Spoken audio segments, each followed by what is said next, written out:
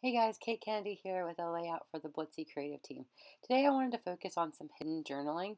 So what I've done here is taken my typewriter and a shipping tag and I'm typing out the lyrics to a song, which is going to be my journaling for this layout. And I think there are many reasons why you would want to have hidden journaling. One is because for the design purposes that maybe there's not room for your journaling or it will be too busy. And then also maybe it's because it's something that you want to keep private or you don't want people to that are just flipping through your album to initially, read. Maybe it's something you want to, have them read it when you tell them about it. So what I've done here is I'm going to create kind of a pocket behind the layers of paper. And you can do this with paper, but I took the easy way and just used a glassine bag. And I'm going to adhere the glassine bag to the bottom layer of my photo cluster, and then that shipping tag will just slide right into it. And you can do this many different ways. You could use any kind of bag. This is just what I had, any size shipping tag. There's tons of different ways you can do this. You could also tuck it on the back of the layout if you really didn't want, if you really wanted it to be not part of the design at all, or just make your layers bigger so you couldn't see it. But I liked the look of it, and I wanted the whoever was looking through my album to know that there was more journaling there that explains kind of the title, because this picture is not very self-explanatory. I think a lot of times the photo tells the story, but in this one it really doesn't, because our first dance was to the song by Johnny Cash called Walk the Line, and my brother played the drums on it, which was really cool, and my husband's best friend sang, so it was really a neat thing to have them be part of that.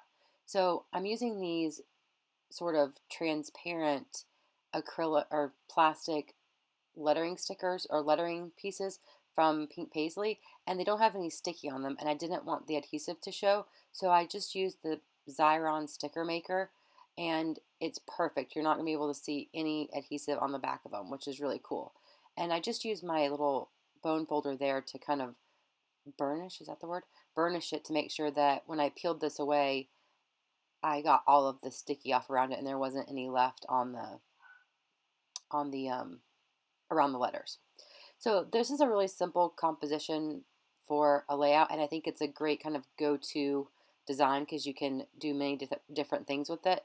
I just used a piece of grid paper as the background, and then I did a very monochromatic layout, and I've done this before. I like the way that it looks.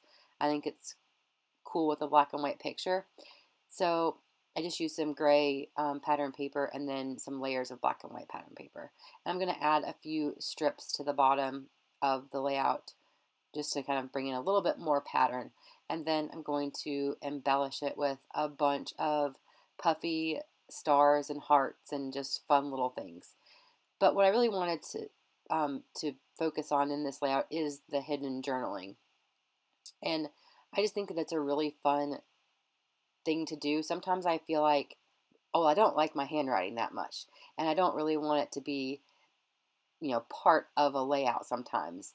I I want to tell the story, but I don't want it to be that much of a design element. So I think that hiding your journaling is just a great way to get the story told, get the information on the layout that goes with it, so that years from now, looking back, you'll know exactly what you were thinking or what this picture was about, but you don't have to have your handwriting or anything on the page.